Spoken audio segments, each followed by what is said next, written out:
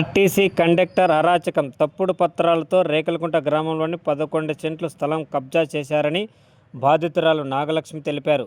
అనంతపురం జిల్లా సింగనమల నియోజకవర్గం బుక్కరాయసముద్రం మండలం రేకులకుంట గ్రామంలోని బుధవారం సాయంత్రం 5:20 సమయంలో బాధితురాలు మీడియా సమావేశం నిర్వహించి పూర్తి వివరాలను వెల్లడించారు. ఇప్పటికైనా ప్రభుత్వ అధికారులు స్పందించి నాగలక్ష్మికి న్యాయం చేయాలని బాధితులు మీడియా ఎదుట వాపోయారు. పోలీసులకు కేసు నమోదు చేసి దర్యాప్తు చేస్తున్నారు. నా పేరు వచ్చేసి నాగలక్ష్మి. నేను వెంకటనారప్ప కూతుర్ని. మా స్థలం అయితే ఒక సెంటు స్థలం ఉందని చెప్పి మేము అమ్మినాము. అమ్మితే దానికి వచ్చి ఒక సెంటుకు 11 సెంట్లు రిజిస్ట్రేషన్ చేసుకున్నాడు. మా స్థలం మేము అమ్మింటే అయితే నారాయణమూర్తి అన్న ప్లేస్లో పోయి ఆయన స్థలం అక్రమంగా చేసుకున్నాడు.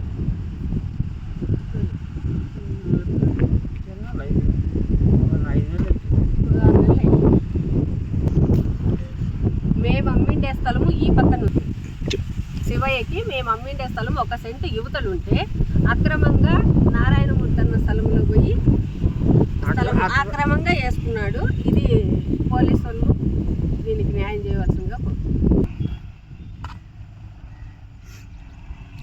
మేము అమ్మిండేది 1 సెంట్ అయితే ఆయన రిజిస్టర్ చేసుకోండేది 11 సెంట్లు. 1 సెంటుకు మాకు 4 లక్షలు డబ్బులు ఇచ్చినాడు.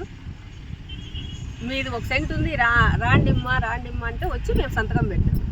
కానీ ఆడ సంతకాలు పెట్టేటప్పుడు కూడా మాకు ఏమీ చూపించలేదు. ఊరికే ఈడ పెట్టండి అంటే పెట్టినాము. మేము దాంట్లో 11 సెంట్లు రాస్తున్నాడు. నా పేరు బుగ్గా నారాయణమూర్తి. మా తండ్రి గారు అయినటువంటి బుగ్గా చిన్నపెద్దన్న గారు 1995 సంవత్సరంలో హనుమంతు అనే గారి నుంచి ఈ భూమిని 6 ఎకరాల 14 సెంట్లు కొనడం జరిగింది.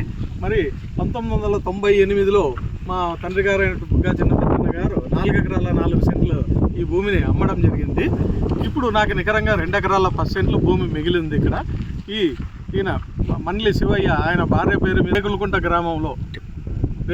గ్రామంలో ఉన్నటువంటి ఈ పొలంలో 248/2 సర్వే నంబర్లో ఉన్నటువంటి ఈ పొలంలో ఆర్టీసీ కండక్టర్గా పనిచేస్తున్నటువంటి మండ్లి శివయ్య అనే ఆయన తన భార్య పేరు మీద అంటే మండ్లి రమాదేవి గారి పేరు మీద అక్రమంగా 11 సెంట్లు భూమిని రిజిస్టర్ చేసుకొని దానిలోకి దౌర్జన్యంగా వచ్చి ఆక్యుపై చేయడం జరిగింది.